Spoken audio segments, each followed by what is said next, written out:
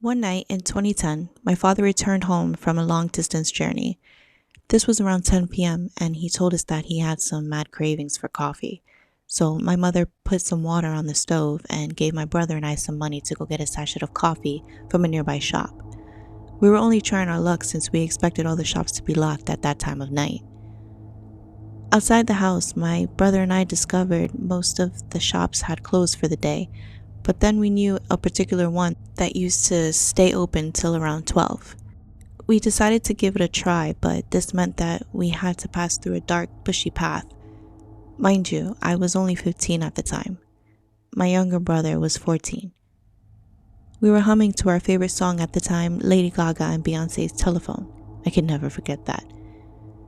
When we noticed a tall figure just behind us, the street was quite empty, with only a few people smoking at one corner.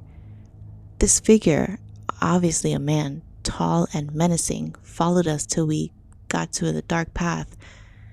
My brother whispered to me, "Let's walk faster." Once we hastened our strides, the man behind us matched our steps. We increased speed, and he followed suit. That was when my brother and I burst into one of the fastest sprints of our entire lives.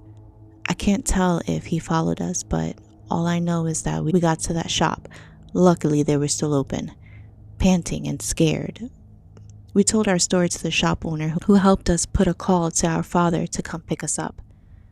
About 10 minutes later, our parents arrived with weapons and took us home. We never saw that man on our way home, and till today, I have not been able to recognize him in broad daylight. My brother and I still laugh about it, but it really creeps us out every single time. Who is that man, and what did he want?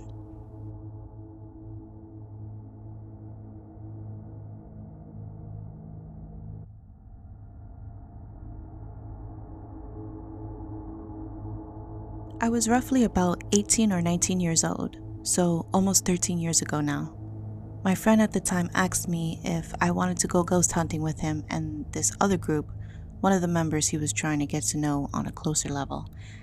At the time, I had nothing to do, so I agreed. The first place we went to was a cemetery. My friend and I get there, and the other people were already there. There was a lesbian couple who were the leads of the group, as well as being super nice. A guy who was excited to do this, a girl who looked like she wanted to be anywhere else but here, and the girl my friend was interested in. We spent a good hour in the cemetery and nothing really happened. My friend says that he felt like something was watching us. I don't believe him because the couple brought ghost hunting gear and nothing popped. In top of the fact that I think he was just trying to impress the girl. We eventually leave and go to the next place. The next place was, I don't even know what to call it. It looked like it could have been a church or a meeting hall. The biggest thing about it was that whatever it was burnt down and abandoned.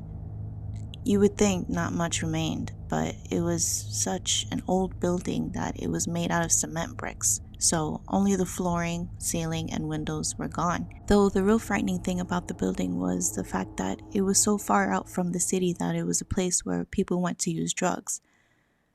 Along with the gear, we all also had some form of self-defense, just in case, before making our way in. Immediately, we had to be careful going in as there were random syringes laying around.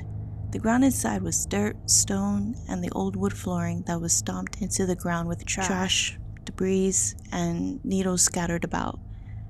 There were no interior walls in this building, but you could look to the ground and see where the walls would have been. The ghost hunting gear the couple had was acting weird. Not that it was picking something up, but that it wasn't turning on at all. All three pieces they brought didn't work, so we just relied on an old tape recorder that my friend brought that worked. We set it up in the middle of the building and went about it ways. We spent about 30 minutes there, but it felt longer, mainly because I was worried that a drug addict would show up. Though, as time went on, the sky would get darker and darker, specifically over the main room of the building. Me and my friend, the girl he liked, and the girl that didn't want to be there were on the edge of the main room when the girl who didn't want to be there let out a yell. Everyone's attention turned to her. As she moved her arm to look at the back of it, On the back of her arm was this large, bright red 4-finger scratch mark. We decided to call it there and leave after that, along with the sense of uneasiness that we all was feeling. As we left the building, the looming darkness overhead was gone and replaced by the night sky. We regrouped in a parking lot of a Carl's Jr. and went over everything. While getting everything together, we all talked about how heavy uneasiness. Near the end, we checked everyone's hand compared to the scratch. The mark dwarfed everyone's hand. The closest was my friend, who hand to stain himself to get just barely smaller than the scratch size. The ghost hunting gear then was working again, like nothing was wrong. Finally, we go over the audio from the recorder. It was clear at first. You're able to hear us clearly in the background of the recording.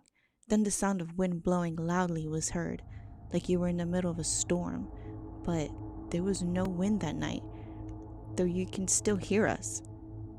Suddenly, you hear the girl who was scratched yell, and the wind immediately stopped.